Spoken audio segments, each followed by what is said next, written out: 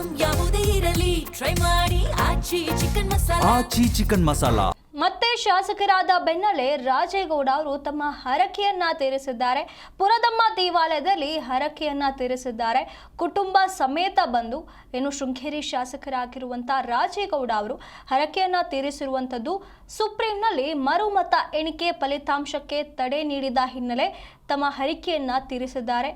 ಮತ್ತೆ ಶೃಂಗೇರಿ ಶಾಸಕರಾಗಿ ಮುಂದುವರೆದಿರುವಂತಹ ಖುಷಿಯಿಂದಾಗಿ ಟಿ.ಡಿ. ರಾಜೇಗೌಡ ಅವರು ಹಾಸನ ತಾಲೂಕಿನ ಬೀಕನಹಳ್ಳಿ ಗ್ರಾಮದಲ್ಲಿ ಇರುವಂತಹ ಪುರದಮ್ಮ ದೇಗುಲಕ್ಕೆ ಬಂದು ಹರಕೆಯನ್ನ ತೀರಿಸಿದ್ದಾರೆ.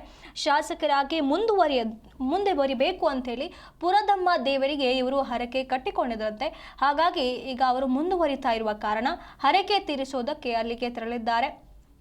ಕಾರ್ಯಕರ್ತರು ಕೋರ್ಟ್ ಮಧ್ಯಂತರ ತೀರ್ಪು ಹೊರಬೀಳ್ತಲೇ ದೇವಾಲಯಕ್ಕೆ ಆಗಮಿಸಿರುವಂಥದ್ದು. ಪತ್ನಿ ಪುತ್ರ ಸೇರಿ 10 ಕಾರ್ಯಕರ್ತರ ಜೊತೆ ಪೂಜೆ ಸಲ್ಲಿಕೆಗೆ ಆಗಮಿಸಿದ್ದಾರೆ. ಹಾಸನ ತಾಲೂಕಿನ ಬೀಕನಹಳ್ಳಿ ಗ್ರಾಮದಲ್ಲಿ ಇರುವಂತಹ ಪುರದಮ್ಮ ದೇವಾಲಯದಲ್ಲಿ ತಾವು ಕಟ್ಟಿಕೊಂಡಿದ್ದಂತಹ ಹರಕೆಯನ್ನ ತೀರಿಸುವುದಕ್ಕೆ ಶಾಸಕರು ಬಂದಿರುವಂಥದ್ದು. ಹಾಗೆ ಮರುಮತ ಎಣಿಕೆಯಲ್ಲಿ ಶಾಸಕರಾಗಿದ್ದ ಜೀವರಾಜ್ ಇದನ್ನ ಪ್ರಶ್ನಿಸಿ ಸುಪ್ರೀಂ ಕೋರ್ಟ್ ಮೆಟ್ಟಿಲೇರಿದ್ರು ಟಿ.ಡಿ. ರಾಜೇಗೌಡ. ಹಾಗಾಗಿ ಸುಪ್ರೀಂ ಕೋರ್ಟ್ನಲ್ಲಿ ಮರುಮತ ಎಣಿಕೆಗೆ ಫಲಿತಾಂಶಕ್ಕೆ ತಡೆ ಸಿಕ್ಕ ಬೆನ್ನಲ್ಲೇ ಶಾಸಕರಾಗಿ ಮುಂದುವರೆದ ಖುಷಿಯಿಂದಾಗಿ ರಾಜೇಗೌಡ ಅವರು ತಾವು ಕಟ್ಟಿಕೊಂಡಿದ್ದ ಹರಕೆಯನ್ನ ತೀರಿಸಿದ್ದಾರೆ.